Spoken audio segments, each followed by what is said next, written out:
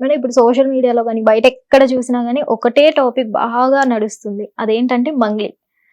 200 నుంచి 300 కోట్ల వరకు స్కామ్ జరిగింది. ఇందులో మంగ్లీ హస్తం ఉంది అని చాలా వరకు స్థానికులు చెప్పడం జరుగుతుంది. ఆ బాధితులు ఎవరైతే ఉన్నారో విత్ ప్రూఫ్స్ అయితే తీసుకురావడం జరిగింది మీడియా ముందుకి. అప్పట్లో మంగ్లీ గారు అయితే పోలీసులు టార్గెట్ చేశారు అని ఆ పార్టీ విషయంలో అన్నారు. ఇప్పుడేమో మీడియా నన్ను టార్గెట్ చేసింది అని మంగ్లీ అంటున్నారు. సో ఇదంతా నిజంగా జరిగిందంటారా, జరగలేదంటారా? మంగ్లీ హస్తం ఉందంటారా, లేదంటారా? అంటే ఇది ఎట్లా ఉంటుందంటే, నేను ఒక పని చేయనా నేను అడుగుతాను, ఓకే చూద్దాంలే అంటావు నువ్వు. అవును. అవతల వాడికి అది పర్మిషన్ ఇచ్చినట్టు అయిపోతుంది, ఓకే వెళ్ళి చేసేస్తాడు. తర్వాత వేరే వాళ్ళు వచ్చి అడుగుతారు, ఇది మీరు పర్మిషన్ ఇచ్చారా అంటే నాకు తెలియదు, నేను ఇవ్వలేదు. అవతల వాడిని అడుగుతారు, ఆవిడ పర్మిషన్ ఇచ్చింది అంటాడు. అంటే ఇప్పుడు డీప్ మనం లోపలికి వెళ్ళి బాగా మాట్లాడితే అప్పుడెప్పుడు ఒకసారి అడిగాడు, చూద్దాంలే అన్నాను. ఆ చూద్దాంలే అన్నది అవతల వాడికి పర్మిషన్ అయిపోతుంది. అంటే ఇది నువ్వు పర్మిషన్ ఇచ్చినట్టే, ఇచ్చినట్టే అతను అనుకున్నాడు, నువ్వు ఇవ్వలేదని నువ్వు అనుకుంటున్నావు. కానీ చూద్దాంలే అనే కంటే నేను ఆలోచిస్తానులే లేకపోతే కుదరదు అని గట్టిగా నువ్వు చెప్పినట్టయితే ఆ వాడు ఛాన్స్ తీసుకోడు. అలాంటిది ఏదో ఇక్కడ జరిగిందేమో అని అనిపిస్తుంది. ఎందుకంటే సొంత తమ్ముడు, అది కూడా కన్ఫర్మ్ గా చెప్పలేము. ఇప్పుడు తమ్ముడు కదా వెళ్ళి చేసేసాడు అనుకుందాం, డబ్బు నువ్వు ఇస్తేనే కదా తీసుకుంటాడు. నీకు తెలీదు ఆ అబ్బాయి ఏదో చేసేసాడు, నీకు తెలీదు, మరి ఆ డబ్బు నీకు తెలియకుండా మీ తమ్ముడు ఎలా తీసుకెళ్తాడు? నువ్వు నీ అకౌంట్ కి పర్మిషన్ ఇస్తేనో నువ్వు సంతకం పెడితేనో డబ్బు వెళ్తుంది వాళ్ళకి కదా. అంటే ఏదైనా ఒక బిజినెస్ స్టార్ట్ చేసే ముందు పెట్టుబడి అనేది ఒకటి పెట్టుకోవాలి కదా. లేదు, అతను అవన్నీ తీసుకొచ్చి అక్క పేరు మీద పెట్టాడా? ఎందుకంటే తను ఒక సెలబ్రిటీ, తను సంపాదించే వ్యక్తి కాబట్టి ఏదైనా తనే చూసుకుంటుంది, తన పేరు మీదే స్టార్ట్ చేద్దాము, ఏదైనా అయిందనుకో ఆమెను వదిలిపెట్టే ఛాన్సెస్ ఉంటాయి, నేనైతే ఇరుక్కుపోతాను, ఇలా అనుకుని అతను ఏమన్నా అన్ని ఈ పేరు మీద అని చేశాడా అనేది నాకు అనిపిస్తుంది. అంత తెలియకపోవడం అంటూ మంగ్లీకి లేదనిపిస్తుంది మ్యామ్. ఎందుకంటే బాధితులు గంటలు గంటలు మంగ్లీ ఇంటికి వెళ్ళే ఉన్నామని చెప్తున్నారు, క్లారిటీగా చెప్తున్నారు. మంగ్లీ ఇంటికి వెళ్ళాం, మేము పార్టీలు చేసుకున్నాం, మాట్లాడుకున్నాం అని చెప్పి. ఎవరైనా నార్మల్ పీపుల్ అయితే ఒక గంట గాని పర్మిషన్, కలిసి మాట్లాడడానికి కూడా పర్మిషన్ ఉండదు. అలాంటిది వాళ్ళకి గంటలు గంటలు ఉందంటే మంగ్లీకి తెలియకుండానే ఉంటుంది. అదే నేనంట, తెలియకుండా అయితే జరగదు కదా, తెలియకుండా జరగదు ఇక్కడ. కాకపోతే ఏంటంటే ఏదో వాళ్ళ తమ్ముడు, అంటే నేను పర్టికులర్ గా నేను చెప్పలేకపోతున్నాను, వాళ్ళ తమ్ముడు చేస్తున్నాడు ఇదంతా, చేస్తూ అక్కని ఇన్వాల్వ్ చేశాడా, ఇంకా ఈవిడికి తప్పనిసరిగా ఇరుక్కుందా అనేది నాకు అనిపిస్తుంది. ఇప్పుడు వర్కౌట్ అయింది, వాళ్ళందరి దగ్గర మనీ తీసుకోవడము, జనాలు నమ్మకం కలిగింది, మళ్ళీ మళ్ళీ కడుతున్నారు డబ్బు అన్నప్పుడు ఈవిడ ఇన్వాల్వ్ అయ్యిందా? అక్క నేను చూసుకుంటాను, నీకేం పర్వాలేదు, నీకేం అవ్వదు అని భరోసా ఇచ్చాడా? ఇది ఇంతమంది దగ్గర ఇంత కోట్లల్లో వ్యవహారం అయినప్పుడు ఈ అమ్మాయి ఎంత కాషియస్ గా ఉండాలి. అప్పుడు కూడా తన బర్త్డే సెలబ్రేషన్స్ త్రిపుర ఎస్టేట్ లో ఎక్కడో సెలబ్రేట్ చేసింది, అక్కడ డ్రింక్స్ అలాంటివన్నీ సప్లై చేయడము, పోలీసులు వెళ్తే డ్రగ్స్ దొరికినాయి అని చెప్పడము. అంటే నువ్వు కొంచెం ఏదన్నా వస్తే నీకు అర్థం కావట్లేదా దాన్ని ఎలా మెయింటైన్ చేసుకోవాలో? విచ్చలవిడిగా నువ్వు ఎక్స్పోజ్ అయిపోతున్నావు ఎక్కడ పడితే అక్కడ. అది చెప్పేవాళ్ళు లేరా, లేకపోతే నీకు నిర్లక్ష్యమా, లేకపోతే తెలీదా, ఏంటి నీకు సిచ్యువేషన్ ఏంటి? అప్పుడు ఇలాగే ఇరుక్కుందాం, నాకు తెలీదు అంటే ఏదైనా చేసేసి తెలియదు అని చెప్పడానికి. మరీ చిన్నపిల్లవు కాదుగా, చదువుకున్నావు, ఇండస్ట్రీలో తిరుగుతున్నావు, సొసైటీలో అంతా తెలుస్తుంది, తిరుగుతున్నావు. ప్రస్తుతం పరిస్థితుల్లో పెద్ద పెద్ద నేరాలు జరుగుతున్నాయి బయట, నువ్వెంత కాషియస్ గా ఉండాలి? ఒకవేళ నీకేం సంబంధం లేదు అంటే, లేదు నువ్వు ఒక బిజినెస్ చేస్తున్నావు, ఒక పని చేస్తున్నావు అంటే ఎన్ని కాషియస్ తీసుకోవాలి? ఇవన్నీ లేకుండా అంత నిర్లక్ష్య భావంతో నువ్వు ఎలాగా మసులుకుంటున్నావు? ఆనక నీ మీదకి ఏదైనా వస్తే నాకు తెలియదు అని ఎలా చెప్తున్నావు? ఏ భరోసాతో చెప్తున్నావు? ఫస్ట్ స్టార్టింగ్ లో కూడా రమావత్ మధు అనే పర్సన్ ఎవరో తెలియదు అన్నారు. తర్వాత ఇప్పుడు చూసుకున్నట్లయితే వీళ్ళిద్దరి మధ్యన జరిగిన ట్రాన్సాక్షన్స్ కూడా బయటికి రావడం జరిగింది.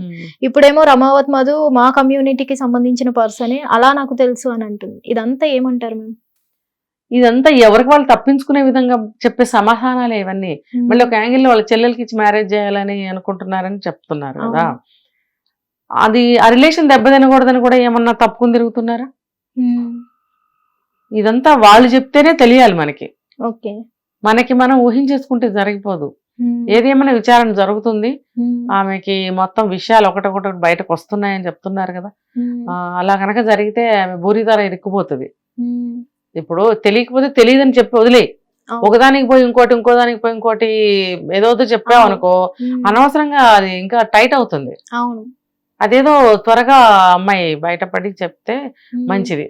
తప్పు అయితే తప్పు అంతే, లేకపోతే డేంజర్. ఇప్పుడు వాళ్ళే అయినప్పుడు మరి వాళ్ళే తిరగబడి గొడవ చేస్తున్నారు. ఇప్పుడు ఇంత డబ్బు, ఇంత పలుకుబడి ఉంది అమ్మాయికి, ఒక సెలబ్రిటీ అయితే మాత్రం ఏముంది, డబ్బు దగ్గర ఎవరైనా ఒకటే ఆశ అనేది ఉంటుంది. డబ్బు దగ్గర ఏది పనికిరాదు.